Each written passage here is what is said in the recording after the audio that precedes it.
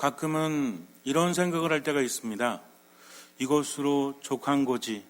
나 뭐 지금 그닥 바라는 게 없고 이렇게 한평생 살다가 죽는 것도 나름 의미가 있지 않은가 라는 생각을 할 때가 있어요. 굳이 힘들게 믿음 생활을 하고 굳이 그렇게 살 필요가 뭐가 있는가. 다른 사람에게 피해 주지 않고 나는 나만의 인생을 그냥 살아가면 되지 라고 생각될 때가 있습니다. 그런데 세상에 변하지 않는 것은 아무것도 없어요. 내가 이것으로 족한 거지 했던 모든 상황들도 변하게 되어 있기 때문입니다. 요즘에는 산에 가기가 참 힘들어요. 왜 힘드냐면 뭘 입고 가야 될지 모르겠어요. 아주 추운 겨울에는 어떻게 입으면 돼요? 따뜻하게 입으면 되죠? 아주 더운 여름에는 시원하게 입으면 돼요. 요즘에는 아주 애매해요. 모든 것이 변하기 때문입니다. 불과 몇 주 전만 해도 옷을 두툼하게 입고 산에 올라가야 됐어요. 그래서 요즘에는 산에 갈 때는 날씨 때문에 가장 힘듭니다. 그래서 산에 가기 전에 우선 날씨 확인을 하죠. 요즘에는 너무나 좋아졌죠? 옛날에는 그냥 살았지만 요즘에는 스마트폰을 통해서 날씨 확인하죠? 뭐뭐 확인해요? 우선 오늘 비가 오나 비가 오지 않는가. 그 다음에는 미세먼지가 얼마나 있는가. 세 번째는 온도를 확인합니다. 오늘은 제가 산에 갈 때 9도였어요. 9도. 지지난주까지는 아니고 지난주 초반인가 그때는 산에 갈 때 19도인가 20도인가 그랬어요.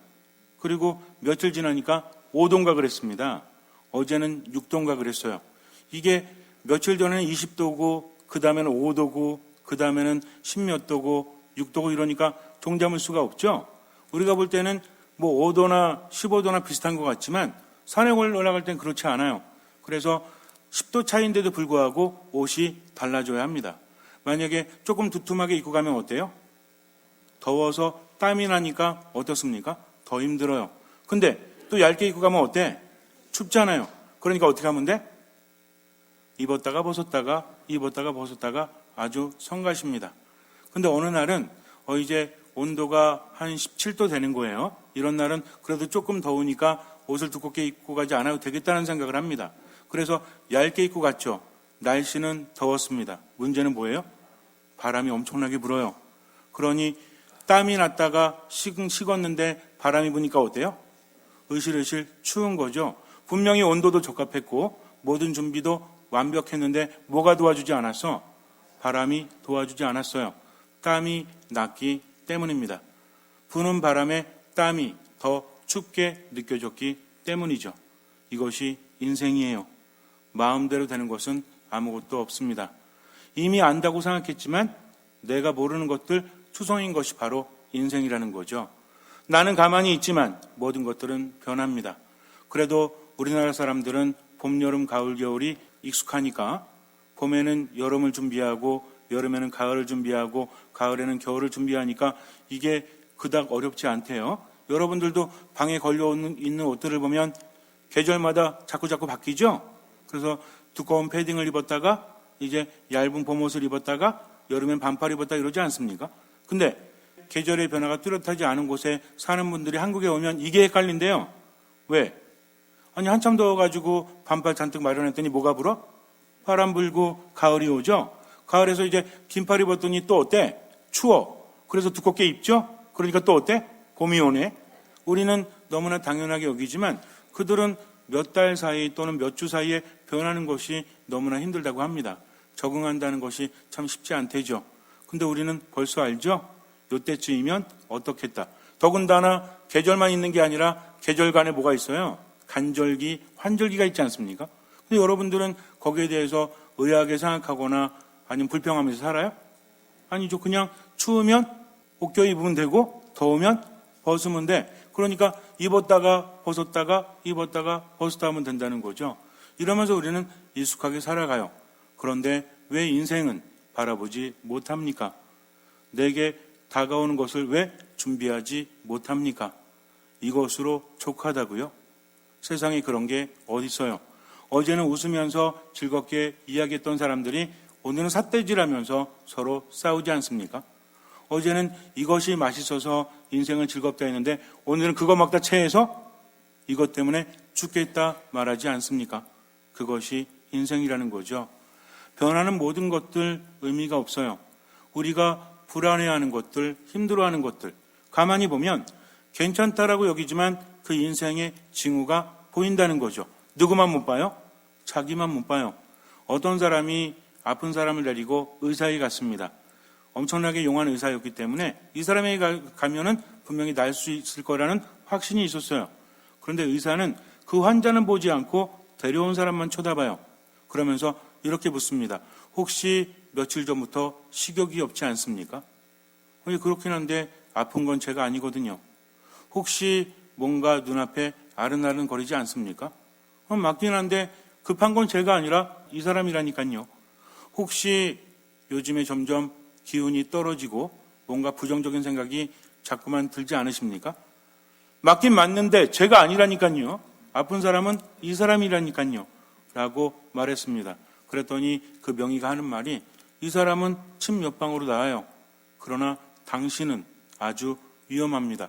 왜 그것을 깨닫지 못합니까? 라고 말을 했다고 합니다. 그래서 실제로는 그 사람을 데려갔지만 더 중한 병에 걸린 사람은 데려간 사람이었다는 거죠. 그 사람이 더욱더 오래 치료를 받았다고 합니다. 우리도 마찬가지예요. 다른 사람은 볼 줄 알면서 내 자신을 못 보는 거죠. 그러면서 뭐래?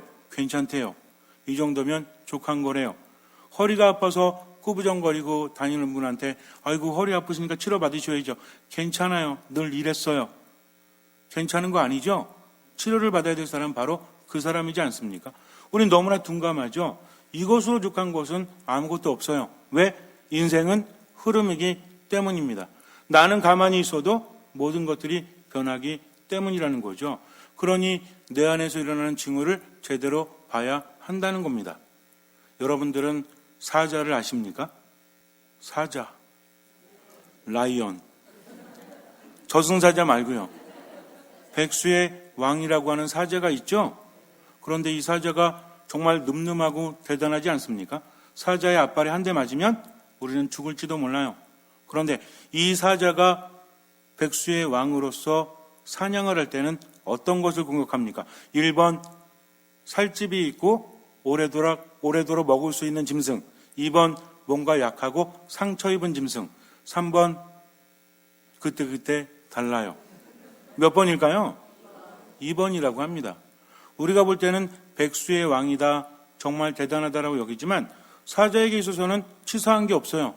그들은 공격할 때 가장 약한 것을 잡기 마련이죠. 그래서 뭐 들소떼라든지 무슨 짐승의 떼를 이렇게 몰면 막 도망가죠.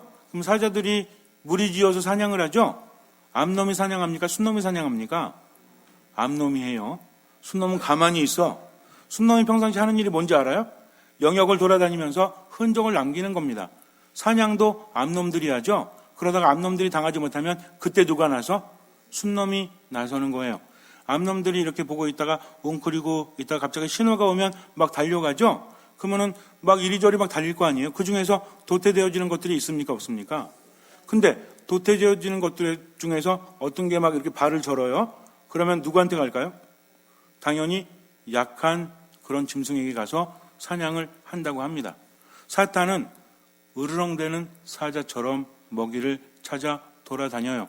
그래서 약한 존재를 급습하고 공격합니다. 이거를 우리가 알아야 돼요. 우리가 살아가면서 영적으로 약해졌을 때 나타나는 징후가 있어요. 그럴 때 그 징후를 자꾸만 보이면 안 된다는 거죠. 누가 달려들어?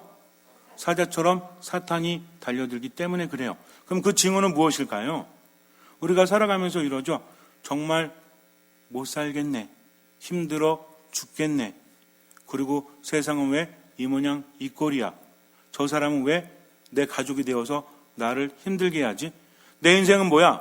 부모에게 받은 것도 별로 없고 잘난 것도 없고 차라리 죽는 게 나아 하면서 불평하거나 아니면 만족하지 못하는 것을 티를 팍팍 내면 누가 알아요? 사탄이 이렇게 우리를 바라보고 있다가 어떤 사람을 찾아 공격할까요? A라는 사람이 있어요. 이 사람은 힘든 일이 있을 때도 불평하지 않습니다. 오히려 감사하는 거죠. 지금 제 상황이 좋지 않지만 더 안 좋아지지 않아서 하느님 감사합니다. 저와 함께 해주십시오. 하면서 어떤 일이 있어도 즐겁고 기뻐해. 근데 어떤 사람들은 뭐예요?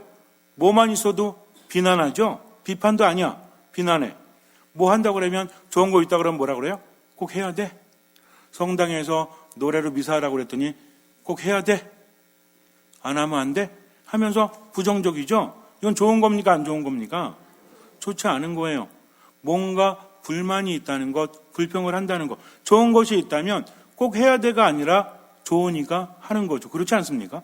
여러분들이 소중한 사람한테 선물할 때 비싸고 좋은 거 하려고 해요? 아니면 싸고 아무나 구할 수 있는 거 하려고 해요? 아니 뭐 의미가 중요하지 꼭 비싼 거 해야 돼? 여러분들 집에 가서 한번 부인들한테 그래 보세요. 여보, 자기 생일인데 내가 아주 좋은 선물 할 수 있는 여력은 있지만 꼭 그런 거 해야 돼? 그러면 뭐라고 할까요? 그래도 꼭 밥 먹고 살아야 돼? 라고 말할지 몰라요. 정말 중요한 것은 그렇게 해야 된다는 법이 있기 때문이 아니라 좋은 것을 좋은 사람에게 주고 싶은 마음. 이 마음이라는 것은 그렇게 해야 되라고 물어보는 사람은 그렇게 살아가지 못하지만 그렇게 묻지 않는 사람은 좋은 것을 주기 위해서 노력한다는 거죠. 하느님은 흠숭함에 있어서 거룩한 미사를 봉헌함에 있어서 우리가 왜 거룩하다고 합니까? 하느님께 바쳐지기 때문에. 그러면 여러분들 아벨과 카인의 제물을 기억하시겠지만 카인은 어떤 제물을 하느님께 드렸죠? 좋은 건 다 자기가 갖고 뭔가 좀 축전이 같은 것들, 좀 1등급은 아닌 것들을 하느님께 드렸죠? 그러면 안 돼요? 왜 안 돼요? 왜 안 돼? 이렇게 물으면 안 된다는 거예요. 근데 아벨은 어떻게 했습니까? 가장 좋은 것을 하느님께 봉헌했죠. 기본이지 않습니까? 우리가 사랑하는 사람에게는 좋은 것을 주는데 이유가 있어요, 없어요? 이유가 어디 있어? 사랑하기 때문이죠. 하느님께 미사를 봉헌해도 어렵지만 노래하고 연습하고 이렇게 하면서 봉헌한다는 것은 좋은 것입니까? 좋지 않은 것입니까? 그건 좋은 거예요. 그러니까 불평한다는 것이 나쁘다는 것이 아니라 그 불평하는 이유가 뭔지를 알아야 한다는 거죠. 내가 하는 표현은 내 안에 있는 것들이 드러나는 것입니다. 그래서 스스로가 알아야 돼요. 갑자기 모든 것들이 안 좋게 보이고 마땅하지 못하고 우라가 치밀고 미움과 분노가 생겨난다면 그것이 못마땅해서가 아니라 내 안에 어떤 징후가 하느님의 자리가 점점 더 작아지기 때문이죠. 하느님의 자리가 커지는 사람은 뭐가 커져요? 사랑하는 마음이 커지죠? 여유로운 마음이 커지죠? 자비함이 커지죠? 그러니까 어떤 거 봐도 뭐라 그래? 좋은 것은 좋다라고 말해요. 안 좋은 것은 안타까워하면서 도와주려고 합니다.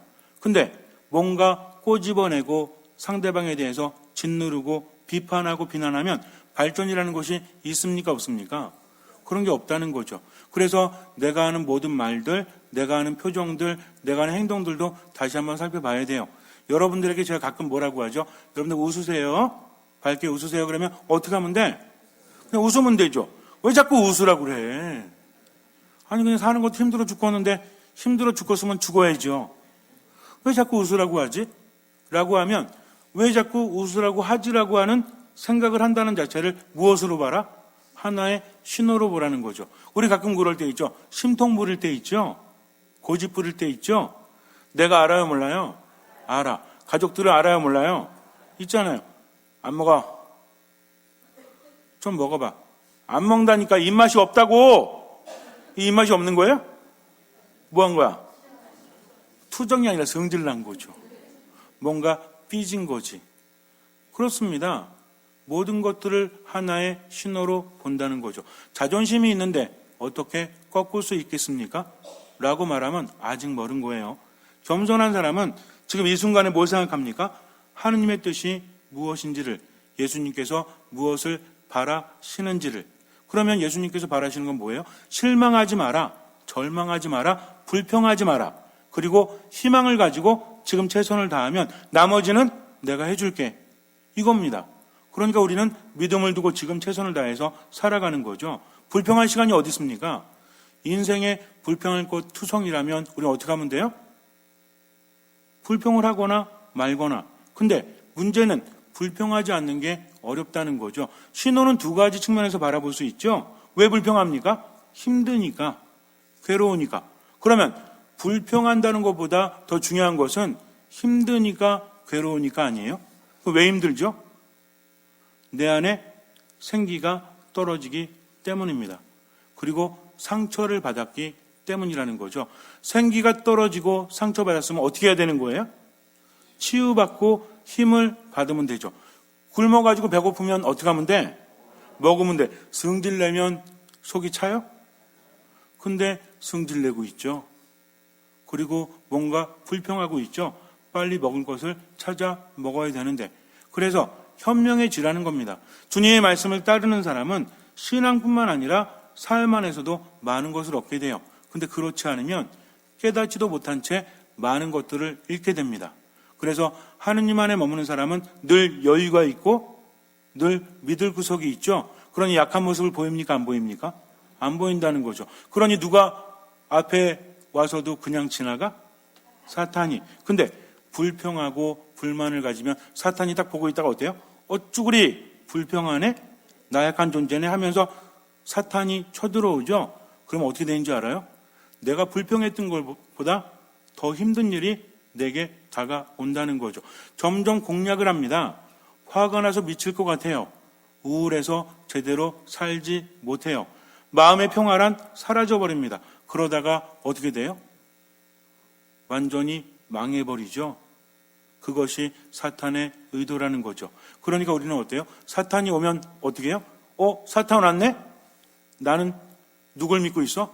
주님께서 함께 하시니 뭐예요? 두렵지 않죠. 죽음의 골짜기를 간다고 할지라도 난 괜찮아. 왜? 주님께서 함께 하시니까. 그러니까 뭐 하지 않아요? 불평하지 않아요. 뭐 하지 않아요? 분노하지 않아요. 뭐 하지 않아요? 포기하지 않아요.